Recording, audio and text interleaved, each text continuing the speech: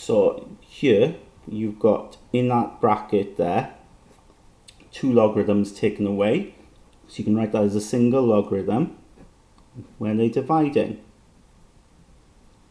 So that's what t will equal to here. Okay, now what I'm going to do, okay, is I'm going to put an asterisk here, okay, because this is going to become useful later on, okay, when I come to finishing this question.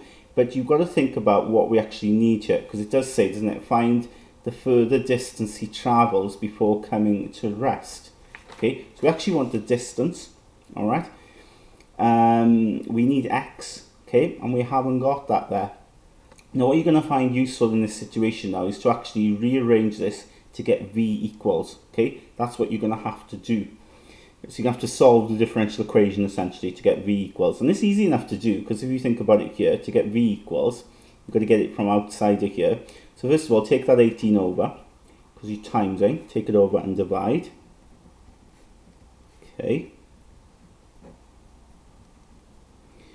So we've got to get that v outside of the ln. Got to get it outside. So let's take the ln over. If you take the ln over, you do the opposite. The opposite operation to ln is e. So the e to the t over 18 equals to 160 and over 40 plus 5v. So the ln is gone over.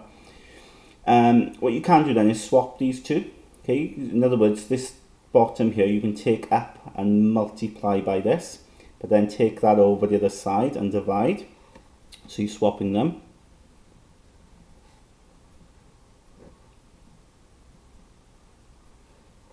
Okay, so you've got that situation here.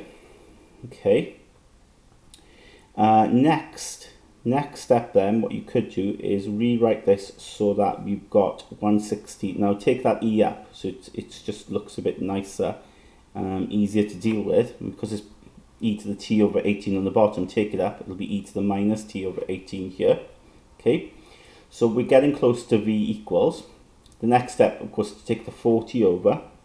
So you get 5e is 160e to the minus t over 18 minus 40. And then to get v equals, you just got to divide by 5. So v will equal, well, if you divide by 5, that divide by 5 will be 32. And that divide by 5 is 8. Okay, so you've got v there in terms of t. Okay, you've solved the differential equation for v. Okay. But remember, we want to work out the distance it travels, okay?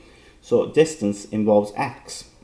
And the good thing is, I know v is dx by dt. Remember, v is the rate of change of displacement, how displacement changes over time, how it varies. So we can rewrite v there as dx dt. And we've got myself differential of x equals to this. I want to work out x, so all I've got to do, if we think about it, is reverse this process. So this is the derivative of x. Reversing the process will be to integrate it, yeah?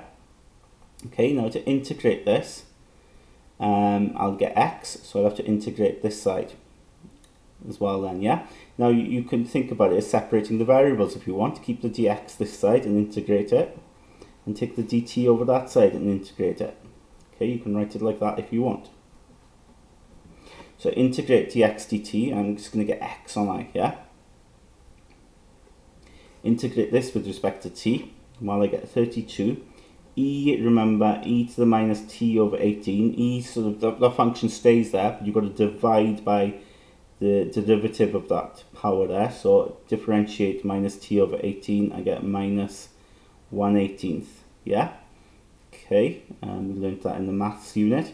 Minus 8 becomes minus 8t, and then don't forget a constant. Now, there's no problem here, you could put plus c.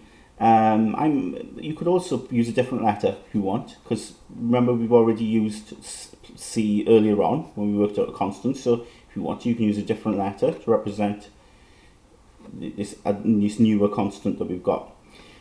Before I work out the constant, let's just tidy that up a little bit. That becomes minus 576 e to the minus t over 18 minus 8t plus d. Okay, now I know that he applies the brakes when t is 0, yeah? He applies the brakes when t is 0, and that is when we start measuring the distance. So we start measuring the distance when he applies the brakes at the start. So at the start, the distance covered is 0, isn't it, when he applies that brakes? Because we want to measure everything after that until he comes to a stop. So if I plug that in, x is 0. That power is going to become minus 0, yeah? Over 18. T is 0. Now, that becomes minus 576 plus d. That's what you end up with, because e to the power 0 is 1. So that implies d is 576. Okay. So therefore, we've got this.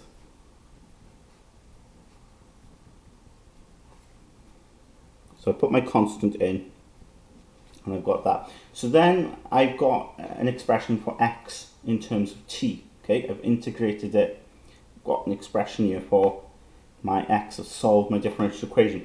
We want to know when the go-kart comes to rest. Okay.